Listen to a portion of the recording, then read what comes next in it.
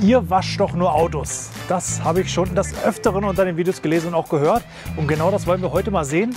Hinter mir steht ein Jeep in einem ziemlich dreckigen Zustand. Und ich würde sagen, die beiden Jungs hinter mir wollen es heute mal selber machen. Dabei ist Jonas, der Bruder von Mo. Der hat ein paar Monate bei uns gejobbt während seines Studiums. Und Xaver, der Cousin von Mo. Und die wollen jetzt beide zusammen diesen zugegebenermaßen ziemlich schmutzigen Wagen alleine innen und außen sauber machen. Ich würde sagen, wir lassen sie mal machen und gucken mal, was sie da so anstellen. Und am Ende überlegen wir uns noch mal, ob Autopflege wirklich so einfach ist. Ich sage, viel Spaß. Und ich habe jetzt den komfortablen Job. Ich darf mir das ganze Geschehen jetzt noch mal im Nachgang angucken. Ich habe gar nicht mitbekommen, was die beiden da gemacht haben. Ich bin gespannt, Videos am Start und gucken wir mal gemeinsam rein.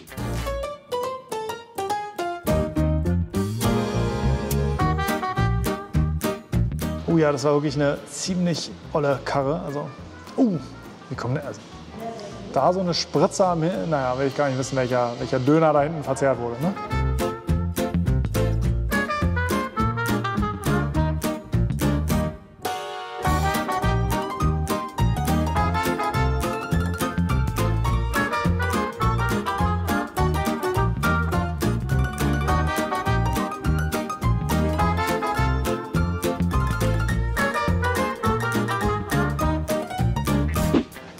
Die Jungs haben sich entschieden, innen anzufangen. Ja, macht durchaus Sinn, der ganze Sand und so fliegt durch die Gegend. So ein richtiges richtig gibt es da nicht, aber bei so einer Höhle kann man innen anfangen. Mit Saugen, ja, ganz schlau. Erstmal mit Bürste und Sauger, gar nicht erst mit Druckluft oder nicht am Anfang mit Druckluft, weil den ganzen Sand hat man dann überall im Gesicht und so. Macht nicht so viel Spaß. Kleiner Tipp an der Stelle, Einweghandschuhe bei fremden Autos sind schon ganz schön. Dann fasst man das alles nicht so an, was die Leute da auch irgendwie an den Hintern und Händen und Füßen und wo auch immer haben.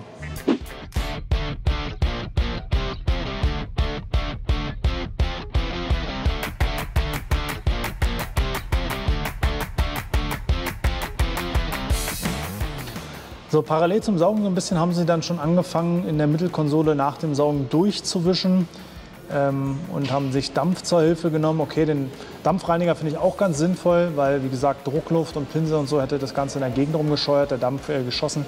Der Dampfreiniger löst das halt irgendwie chemieneutral an oder ohne Chemie an.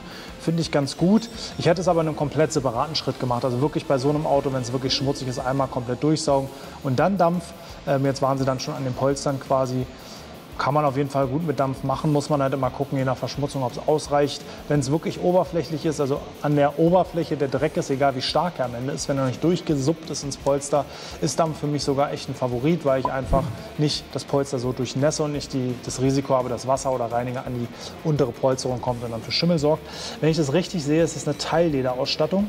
Da musst du natürlich richtig vorsichtig sein. Wenn es Kunstleder ist, okay, aber auf Echtleder mit Dampf und Feuchtigkeit würde ich jetzt nicht unbedingt machen.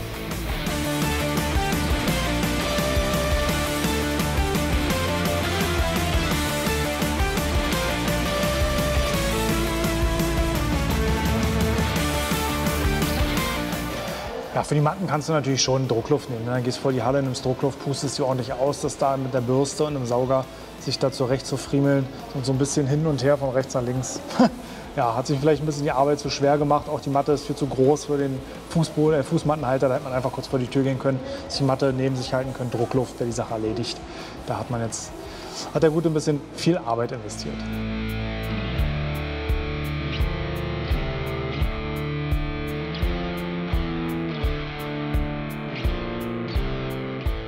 Ja, Klassiker, hier gerade die Lüftungsschlitze gemacht. Mit Dampf kann man durchaus machen, aber wenn man den Dampf da reinhält, muss man natürlich den Dreck auch rausholen. Also nicht mit dem Dampf alles wegpusten, bis es weg ist und dann sagen, ich sehe es nicht mehr. Wo ist der Dreck denn hin? Der ist dahinter, also da auch irgendwie mit dem Tuch, mit dem Pinsel reingehen, dass man den Dreck auch wieder rausbekommt, ganz wichtig.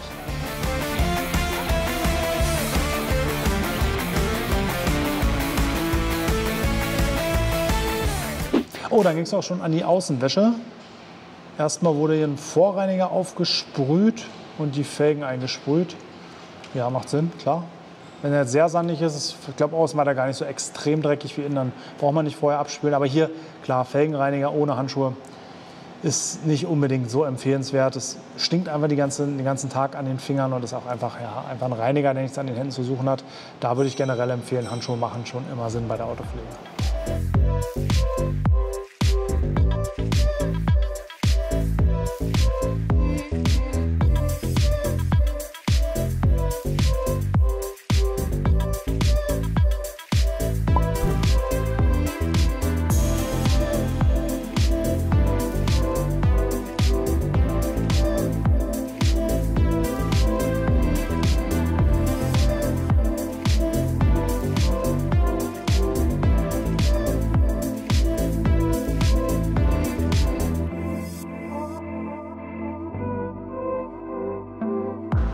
Er hat ziemlich lange den Handschuh benutzt, ohne ihn auszuspüren, von oben nach unten wieder hoch, den Reifen hinten abgewischt, also den Reifen, der hinten dran ist, der ist natürlich nicht so dreckig wie ein Reifen, der am Boden ist, aber da vielleicht einfach früher mal ausspülen, sich vielleicht eine Brause mitnehmen, zwischendurch ausspülen, gerade bei so einem kantigen Jeep, der wirklich auch mal sandig sein kann, lieber einmal mehr ausspülen, um Lack zu schonen, als einmal zu wenig.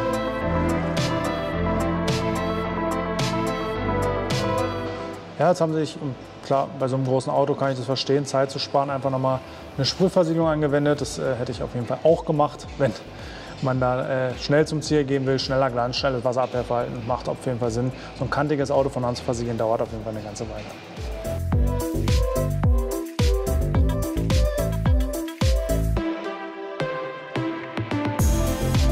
Okay, jetzt wird der Wagen rausgefahren.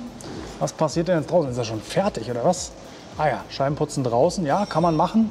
Wenn gerade Schatten ist, die Sonne nicht auf die Scheiben knallt, macht das schon Sinn, weil man dann draußen einfach ein bisschen besseren Eindruck hat, ob die Scheiben schierenfrei geworden sind. Wie putzen Sie die Scheiben? Da ich keinen Reiniger in der Hand sehe, gehe ich von der klassischen Zwei-Tuch-Methode aus. Nasses Tuch, trockenes Tuch.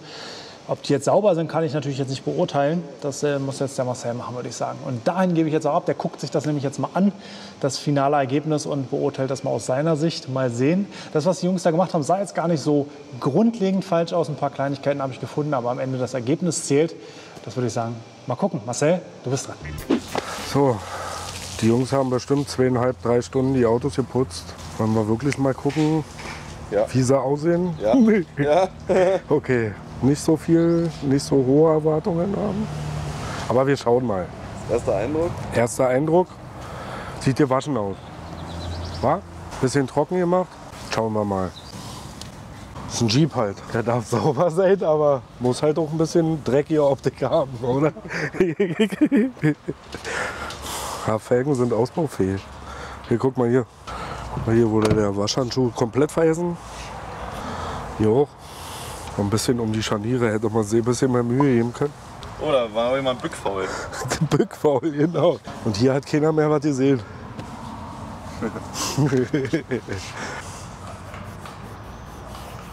Das ist bestimmt noch von früher. Hier wurde ja nicht gewischt. Aber sie machen es ja auch nicht beruflich. Ja? Ja. Gut, jetzt zeigt wieder Dreckende. Soweit erstmal ganz gut, war für ihn mal grob drüber gesaugt.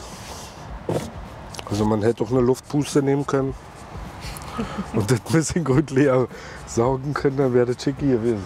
Ja, film mal hier in die Kante rein. Ja, ist noch ausbaufähig. Vor allem hier, wo man ja zu dran kommt. Da braucht man eigentlich nur den Reiniger ein bisschen mehr wirken lassen. Felgen hatten wir schon. Hier sind auch Waschspuren. Also sieht auf alle Fälle einheitlich aus. Also ist jetzt nicht so, dass eine Seite sauberer ist wie die andere. Einheitlich marmoriert. Das Wichtigste ist ja Fahrersitz. Wenn Vater da drin sitzt. Ist für Papi, ja? Okay. Also wenn ich jetzt Papi wäre, würde ich sagen, das Taschengeld ist erstmal eingezogen. Jetzt bei der zweiten Runde. Sind wir eine Runde rum? Was sagen wir? Was ist unser Fazit? Ja. Einmal noch mal, bitte. Also Nico, ich weiß nicht, was ich dazu sagen soll. Ein paar Leute von euch da draußen, oder Nico zumindest, der kennt ja Oskar schon, der würde das besser hinkriegen. Wer ist Oskar? Oskar ist mein Sohn und der ist 5. Ja. Ja gut, dann bleibt uns nicht mehr zu sagen, außer... Einmal weg, bitte. Soll ich ein paar Sachen in einen Eimer packen und sie wegschicken? Ja. Oder halt sich noch mal die Zeit nehmen und gründlich noch mal zugucken. Lasst einen Daumen nach oben da, drückt den Kanal, abonniert die Glocke. Nee, umgekehrt, oder? Abonniert den... Hä? Ciao.